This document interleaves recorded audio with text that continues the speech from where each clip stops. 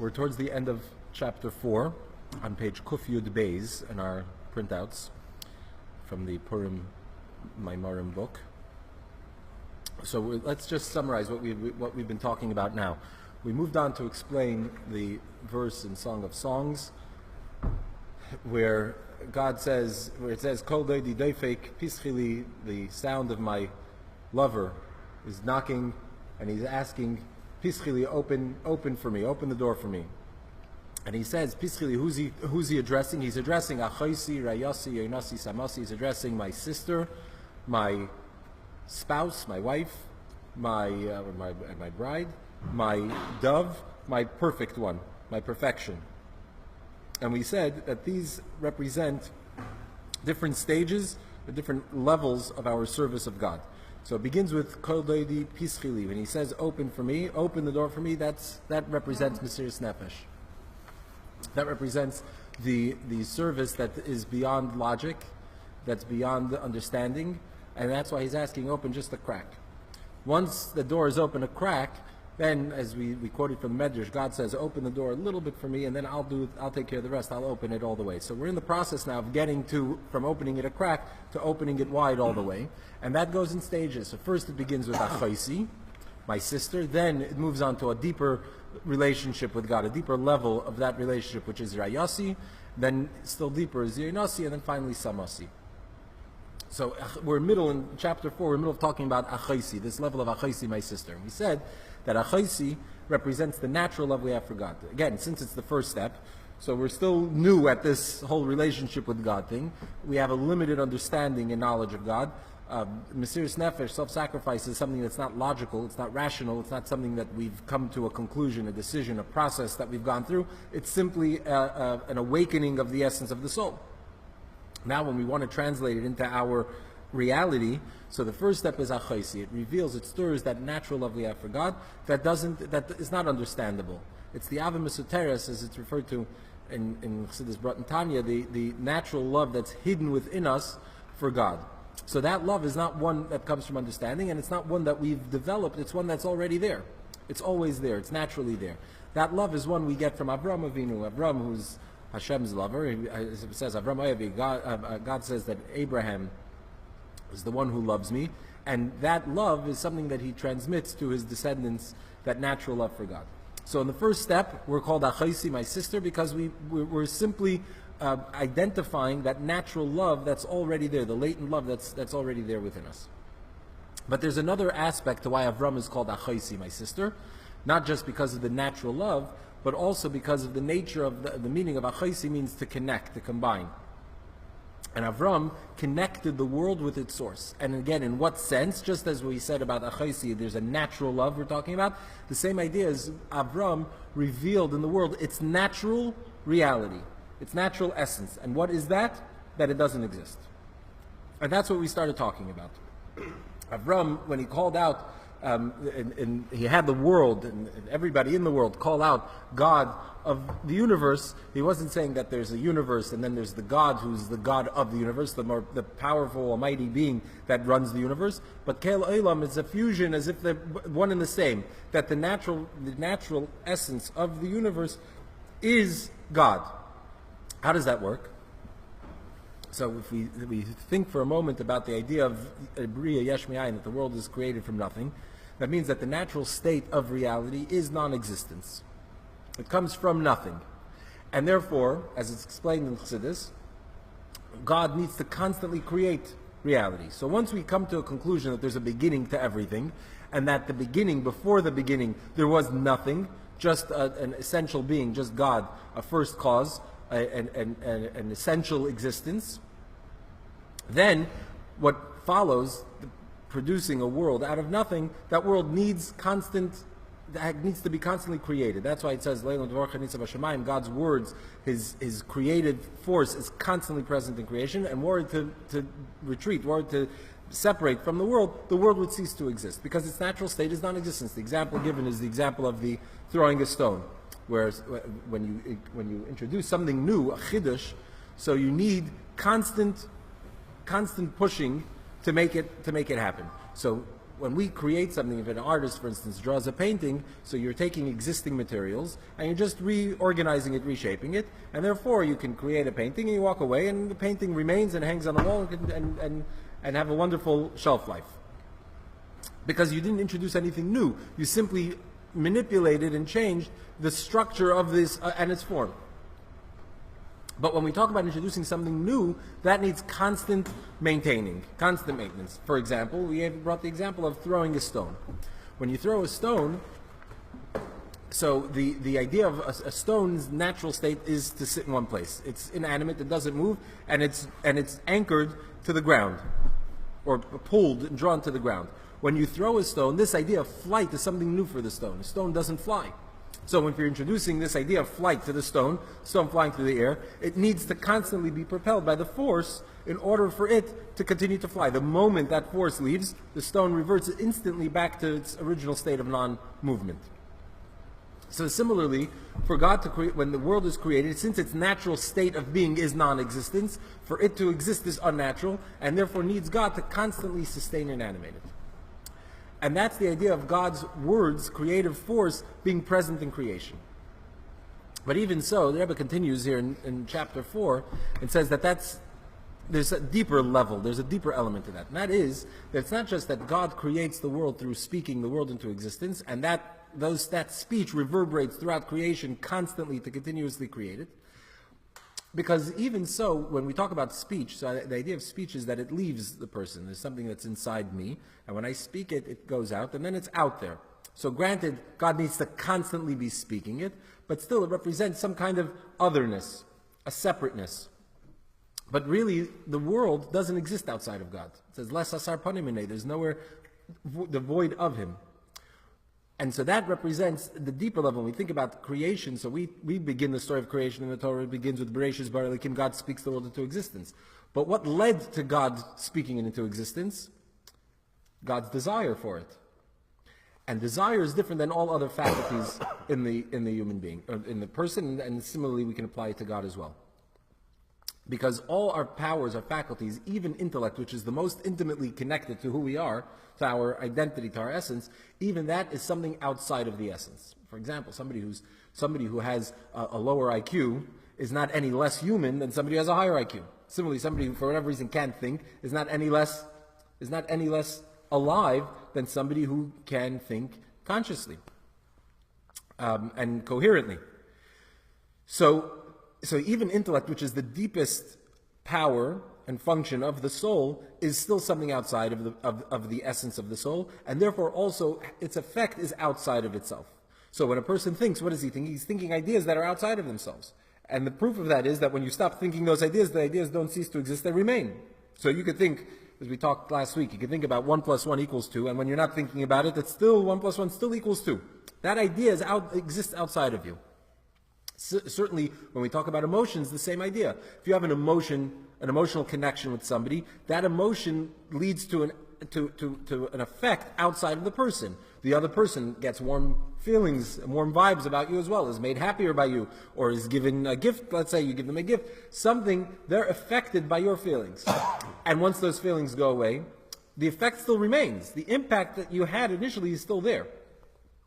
Ratzain, will, is different.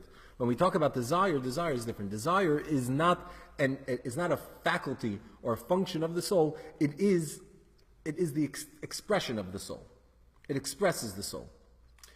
I think maybe we could explain it in a way. You see, the thing is, we deal, when we think about our will, our desire, so it's always into something, and it's always into something outside of ourselves. So it's hard to maybe strip it away from it as it functions individually on its own. But will is a movement that is a desire of the soul. And that exists totally within oneself. So you would say, let's say you get up in the morning. Why do you wake up in the morning? Sometimes you don't know why you wake up in the morning. But you wake up in the morning, you're moved to get out of bed. You don't have any meeting scheduled today, you have nothing on your agenda. But you need to get, why? Because your soul wants. What does it want? You'll figure that out maybe later. You'll focus that desire, that want into something else. But the soul wants, and therefore that animates and that moves the person. But that want only exists within the soul. So when it's not there, when there's no desire, then it ceases to exist entirely. No motivation. If there's no desire, then there's nothing. So when I have a thought or when I have a speech, I could say something. When I stop speaking, my words are still out there. But when I stop wanting, then there's nothing. There's nothing there. So if God if the original movement, the original why for creation is a desire of God, God desired it, so then it only exists within His will. The moment He stops wanting it, it goes back to so it's not just that it goes back, it reverts to non-existence in the sense of if He stops creating it, it stops existing. Because even so, you can't really say then that it doesn't even have a past. But if it exists only as a function of His will, then even as it exists, it's not independent. Even as it exists, it's nothing. Yeah, does that make sense? Even while it's existing, it isn't. Nothing. It's really nothing. Right. Just because He's saying the words make it something. Right. Okay. So that's what we explained in the beginning of chapter 4. We're towards the end of chapter 4 now. Let's read inside.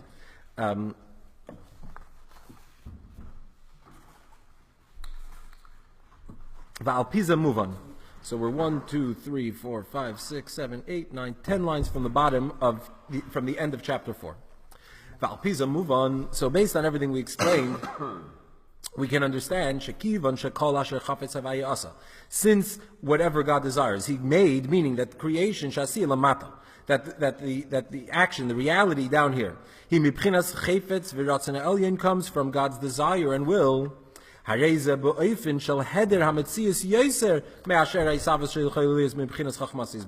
means that the non-existent state of existence, of reality, is even less than as it is were to come even from God's intellect, from God's mind, as it were. So we see that it represents an even deeper state of non-existence. It's not just that its existence is conditional and dependent on God, and therefore it doesn't really have an independent existence. Even its existence is non-existence. It's merely God's will that's at work. It's an illusion. It's not an illusion, but that will open up another conversation. We don't want to get into that. You can't say it's an illusion because then nothing we do here is real, and obviously what we do here is real. But that's another. No, it's only for the next world. We're only doing for the next world. No. Well, first of all, that was also would be the same illusion, but we're not doing it here just for the next world. Okay, so v'hinei. This idea that we just explained, that the true nature of existence is non-existence, and the two aspects of it, that its non-existence is complete and utter non-existence, nothingness, even as it exists. So these things are naturally present in creation, and accessible and understandable in creation. It's something that you can explain to your animal soul. This means even though our bodies, our animal soul is an animal, which the spirit of the animal is drawn down to beneath it, meaning it's drawn to itself and to its own self-centeredness. So yet when you explain to the animal soul, you explain to the body, you explain to the world that it's only here because of God's words spoken into creation. And even were it to disappear for even a moment, were it to cease, it would remain nothing. Excuse me. And therefore, since it's only existence because it's constantly being propelled into existence, so therefore even as it is, it's not existent. And more than this, since really the beginnings of creation emanate from God's will, it's like our own will in man that's never outside of the soul.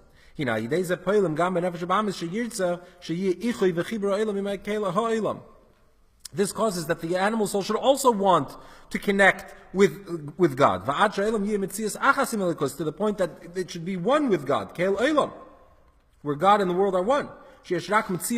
Meaning, what does it mean that God and the world are one? Not, God forbid, that the world is God, but that the reality of that reality is godliness. Nevertheless, this is only as godliness as God comes down to create.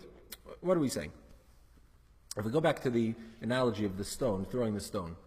So when the stone is flying, there's a connection between the force that is propelling it and the stone. That's why it can fly. That's why if you put your force into the stone, it can fly. So there's a connection. So there is some type of a connection. But could you say that there's a connection between your thoughts and a stone? If you were to think about moving a stone, could you move the stone? No. You can't move the stone. Why? Because there's no connection between them. So in a sense, you could say the same thing, that when we talk about the world being created through God's speech, so there's still, the world has some type of an existence. Just like the stone and the force of throwing have some type of a connection when they meet and the stone can fly, there's a connection. So too, the world as a created being, though it only exists within God, but still there's that connection. But when we say that it's from His will, there's nothing. But even so, ultimately it's God as He creates, or God as He desires to create, meaning that there's a connection between existence and the Creator. She's saying two separate Creation. I'm sorry. You're still saying two separate things. Well, no, we're not saying they're two separate things. Even though You it's say that one, when you even though it exists within God, but still, it's as God comes down to create. But could you say that that it doesn't register on the radar at all? No, because it's as God comes down to create, He makes it His will to create, and so as much as the world is a non-existent entity, but it still is significant to God. There's still, just like the force, the connection between the stone and the force of throwing, there's a connection. There's still a connection between the created world even to His will. Even to His will, there's still that connection, because it's God as He is present in creation. So now we're going to get in chapter 5. We're going to take it to the next level. But that ultimately, that's where Achai stops. So what are we saying? To summarize, what does it mean by saying that God calls us Achaisi, my sister? We started by saying that Achaisi means it's a natural love. It's a love that's inherent and natural, just like a love between siblings is a natural love. And he's saying that this idea of Achaisi, that there's a natural love for God, also is present even within reality. That naturally the world, and certainly a person in the world, can come to have this love for God. What does it mean when we say that a sibling loves, when siblings love each other naturally, and it doesn't require an explanation? Why? Is that because they're connected, because they have one essence? Similarly, if we reflect on the fact that the world's essence is God, it's not independent, it's not separate from God, so then naturally what's produced? A desire to connect, a love that's naturally there, a bond that's naturally there, embedded in reality, in creation. Where is that? So if you were to meditate and think about how the world is really non-existent, its whole existence, its only reality is that God's constantly animating it. Not only that God's only animating it, but it also exists only within God's will. So it's even less of an independent existence. If you're to think about that, what is the result of that? The result of that is a love for God as He is animating creation. And as he explained earlier, he says that this is something you can explain to the animal soul, even though the animal soul is only interested in itself. That's sort of a key here to understanding what we're saying. If the animal soul is only interested in itself, so how could it come to appreciate God? But it's because for himself. Because it's my reality, so therefore I can love it, I can naturally love it. So there's a natural love and a natural connection between God and the world that Avram Avinu taught and educated the world to understand, to appreciate, and that's our job as well, to realize this in the world. The Rebbe doesn't say this here in the Maimer. It's brought in other Maimarim though on the topic that this specifically relates also to the idea of mitzvahs. What does it mean that you talk to the wall and start giving the wall a shir in a Maimer to explain to it what its real existence is? When we do mitzvahs, we're revealing the true reality. Yeah, but that's he doesn't address it here. I'm not sure why. We're going to move on to chapter 5. But this makes sense? Okay. So Vihine, chapter 5.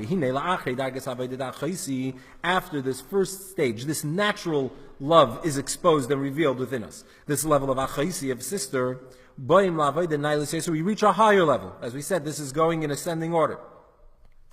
Shenikras b'shem rayasi. This higher level is called rayasi. My bride, my spouse, my wife. The Medrash says, what is Rayasi? What does it mean when God calls us Rayasi, His spouse? It means Parnasasi, my provider. That the Jewish people, that Israel, so to speak, nourishes and sustains or supports their Father in heaven. The Hainu Kimoshal Inya Parnasa. This is like the general idea of sustaining as it is down here. Shu'unin, what's the primary idea of sustaining? We say in the Ksuba, it says a farnes, right? Ezen va farnes. What's a farnes? It also means the parnasa, but parnasa primarily is to support them, that they should sustain them, which is through eating. Shu'unin achila. That's food. Why is eating, why is food a form of sustain and support? Because it connects the soul and the body. Were a person to not eat, there would be a separation of soul and body. The person would pass away. It's food that links the two, that pulls the soul and ties it to the body.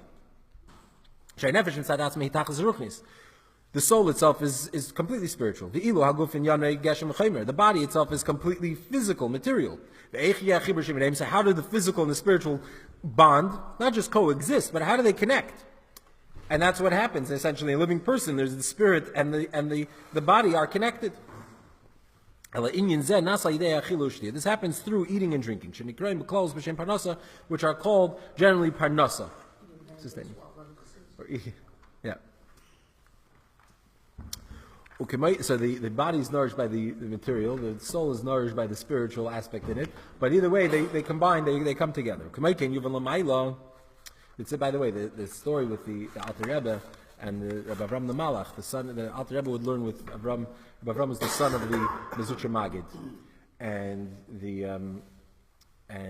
so the Magid of Mizrich, who was the Alter Rebbe's teacher, set up an arrangement where the Alter Rebbe would teach his son Rabbi Avram Nigla, teach him Gemara, and Rabbi Avram would teach the Alter Rebbe Chassidus, and they had this chavrusa. And so one time they were learning, and Rabbi Avram was expiring in ecstasy from what they were learning, so the Alter Rebbe prepared a bagel with butter and fed it him, and that's what sustained him.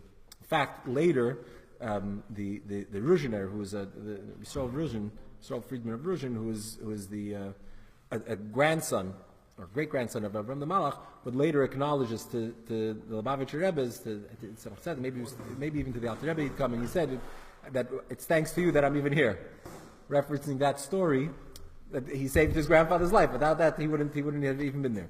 But anyway, so how did he anchor the soul to the body? With food. He gave him actual food, and that brought his soul back. It tied it down to the body. So that's the idea of parnasa.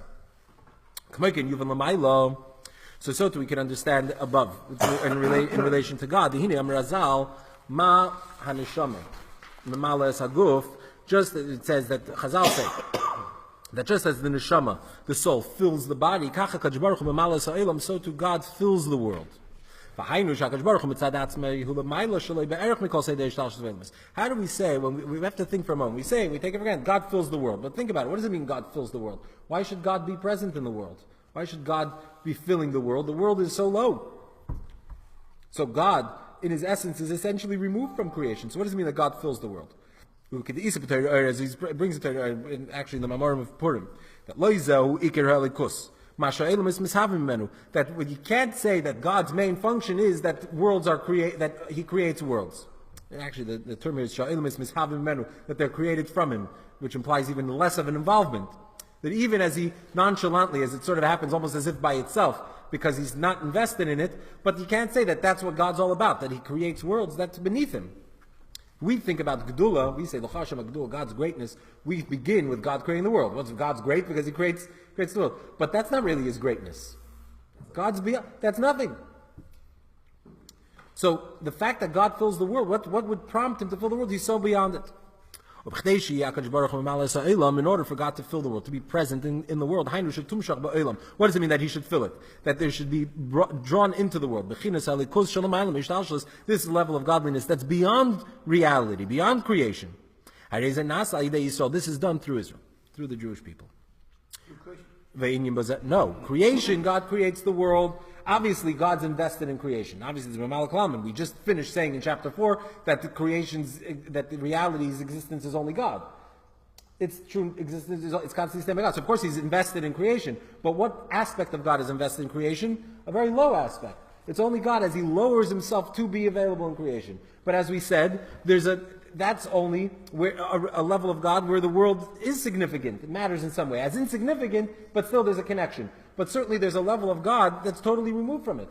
Like the analogy we gave before about the stone, the the incompatibility, and not just the incompatibility, but the two different realities between the stone and the mind, where your mind will not be able to move the stones. So similarly, there's an aspect of God where where the stone doesn't exist, where the world doesn't exist. And yet we want to draw that into the world. We want God to fill the world even with that level of godliness. How's that done? Our sages say Bereshis B'Shvil Yisrael Sheniku Reishis, that when it says Bereshis, so Bereshis could be, in the beginning, could be Beis Reishis, two beginnings. What are the two? Meaning the two primary causes for which God creates the world. The first one is Yisrael Sheniku Reishis. Jewish people, as brought in the pasuk, Yidden are referred to as Reishis, beginning, Reishis. So I think, right? Other places that are called Reishis. Amashi Yisrael Him Reishis, and the fact that Jews are called Reishis at the beginning, it's also because of the Torah, which is also called Reishis. So the Jewish people, so the world is created Beis Reishis. There's the Jewish people and there's Torah. Both of them are Reishis. Both of these are primary causes for which there is a creation, for which there is a world. Therefore, when Israel, who are referred to as Rayasi, meaning Parnasasi, my provider, my sustainer, behave in a way that's in line with the dictates of Torah, which Torah is referred to as food, as lechem, because we're talking about parnasasi, we provide God's food. Torah is called bread. Go break bread with my bread. Lachmi meaning my bread. What's my bread? That refers to Torah. It's a reference to Torah. So then that causes sustaining God. His bread. That the soul of reality, of existence, just as the soul should fill the body through food, so too through the food, meaning Torah, through the bread of God, which is Torah, we draw the soul of the world into the world. Making you nervous? Okay, that's the next step. That's the Einasi. We haven't gotten there yet. Okay. So we have Achaisi, my sister. That's the natural state, the natural reality of the world, and that produces a natural desire of the world to be one with God, to be connected to God. But that's only God as He is present within creation. How about beyond creation? What about the level of God that's totally removed from creation? How do you access that? That's the level of Rayasi, as we're going to explain. What is the advantage of Rayasi over the form of Achaisi? This service of Achaisi, of serving God in a way of Achaisi, of connecting, of revealing the world's true nature and reality, its connection to God, that all stems from a natural love. And therefore, so therefore, its connection, since it's natural, it's not a love that you've developed. You haven't, elsewhere it explains that Achaisi is a natural love. Rayasi, I don't think he says that here, I don't believe, but that Rayasi, what's Rayasi? A spouse. You're born loving your siblings, loving your family. You're not born loving your spouse. You have to get to know them, you date. The more you get to know them, the more you... So that implies a developed love, it's an acquired love. It's a love you have to work on. It's something you have to earn. It's something new. So when we're talking about Achaisi, that's a natural love. It's not, you haven't done anything to develop it. You simply thought deeply about something. You meditate on this concept. You meditate on the true reality and nature and origins of all existence. And that reveals that natural love, since you realize that naturally you're not separate from God. But since it's something that's natural, not something new and developed, so therefore the effect it has on it is also something that's natural and remains connected and tied to the nature of reality. We're merely just revealing that the true nature of existence is godliness.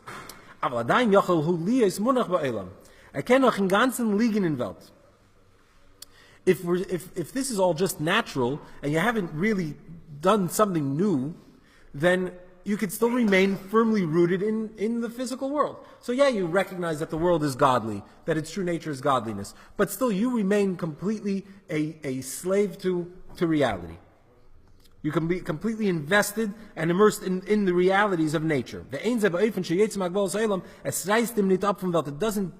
doesn't rip you, literally, it says tear you out of the world, meaning it doesn't pick you up above the world, it doesn't raise you beyond the world. You don't feel empowered to dominate and control reality, you are part of reality. In order to achieve this idea of sustaining of Parnasasi, being God's breadwinner, as it were. In order to connect, to bind God as He is beyond creation, that He should be present within creation. So for that we have to draw from a level that's even beyond that. In order to connect two things that are contradictory or that can't coexist, you need a third element, a component that's even higher than it. They're higher than both. And when something's beyond both of them, then it could combine the two.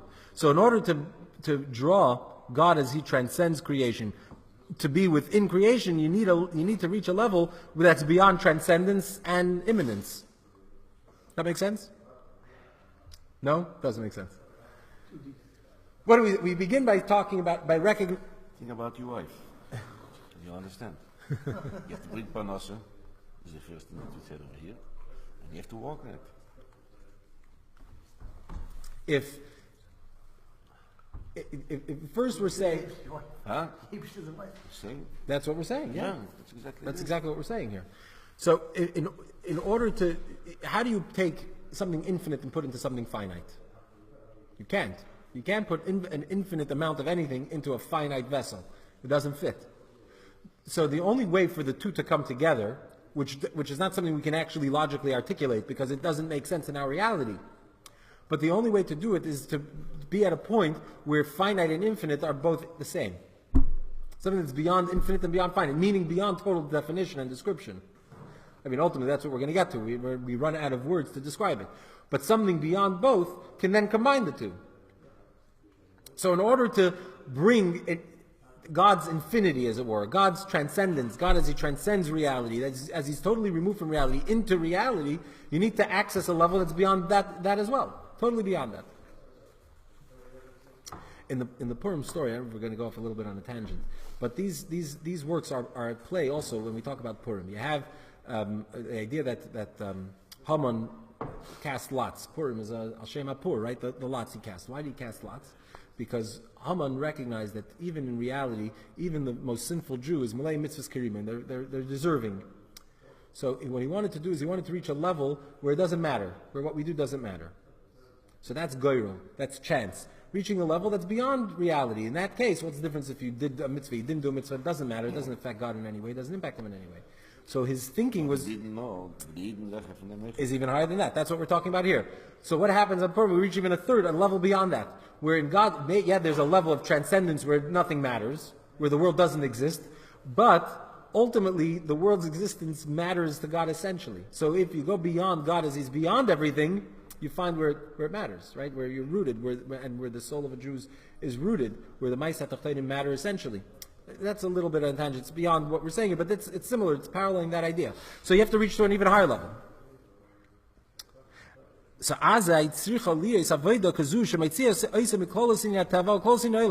order to do something like that, to achieve this, you have to operate in a way that's totally outside of nature and reality. What does that mean in practical terms? So generally what this means is that there's a difference between serving God with all your faculties, with all your abilities, that we serve God, we love God with all our heart and with all our soul, and that's different than the lavayda de b'chol meidecha. So we say in Shema that you should love God, your God, with all your heart, with all your soul, and with all your might. So all your heart and soul, that's you as your defined individual, your heart and your soul. But then there's all your might. What's all your might? That means even if you were to give your life, meaning beyond your capacity, beyond your ability, you go outside of your own existence. So that's beyond the limits of one's own abilities and powers. As long as you're set within your own ability, even if you're filling it with holiness, you're loving God wholly with all your heart and with all your soul. So still, you haven't left your limitation. And if so, you haven't left the confines of reality, of creation. So therefore, with such service, you're not going to be able to draw God as He's beyond reality. You can access and appreciate and connect and bond deeply with God as He's within creation, but not beyond. You can't reach beyond. That's only done through going out of your limits, going beyond, above and beyond your ability. This is what it means that Rayasi, Parnasasi, meaning that we sustain God is through Torah, because Torah is God's wisdom. And Torah precedes creation by 2,000 years. As Chazal say, which means that it's beyond reality. Through this, we achieve this idea of sustaining God. Meaning, just as we talk about sustaining, tying the soul to the body, we tie God as He transcends creation reality with reality. What did we just say? There's a mouthful here at the end. First of all, in a sense, you can apply it in relationship. You can understand it from relationships. If you love your spouse fully and thoroughly, but you never go out of your comfort zone for them, so you get lucky and you're convenient that being within your comfort zone, there's always, you can always satisfy her. That's wonderful. You can have a very full and meaningful, beautiful relationship. But to take it to the next level, you need to be able to go out of your comfort zone. You have to be willing and prepared to do things that are beyond your ability, beyond your capacity.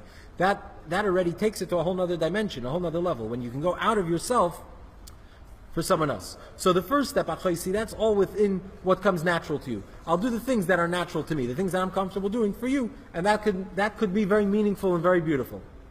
But it's when you go out of your comfort zone, when you go beyond your capacity, beyond your ability, beyond where you're willing to go, where you're comfortable going, that obviously represents a whole nother dimension to the relationship where the connection is much deeper. It goes beyond just your own limitation. It's a much deeper relationship. Similarly, when we serve God and it's comfortable, it's natural to us because we recognize that God is the ultimate existence and all of our existence only exists within God. So we can serve God very comfortably like that. And we can serve God very lovingly and very fully and live a very meaningful life. The thing with living a very meaningful life is that it's ultimately within my own limits. It's limited to my own meaning. What's within me? The question becomes is what is beyond me? What does God expect of me that goes beyond me? And if I'm willing to go out of my own comfort zone, beyond what I find meaningful and comfortable and desirable, then we connect to God and we can draw that transcendent level of God. And that's what Torah is.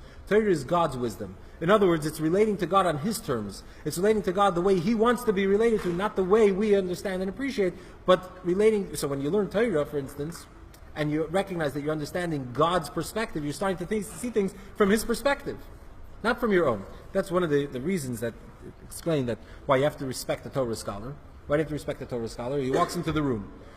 He's not engaged now in studying Torah, but because God's wisdom is in him. It's ingrained in his mind. Meaning that it's not his own intellect, it's not his own wisdom that he has, his own intelligence and his own knowledge from his own studying. But it's God's wisdom that's in there. Meaning that when you study Torah, you start to see things from His perspective, outside of yourself, beyond yourself. That's why it's the idea of Torah, which is called bread, represents the idea of sustaining. That gives us the capacity. Just as food draws the soul into the body, so too through Torah we draw the soul of reality, God as He transcends reality, into reality as well. That's Achoisi and Rayasi.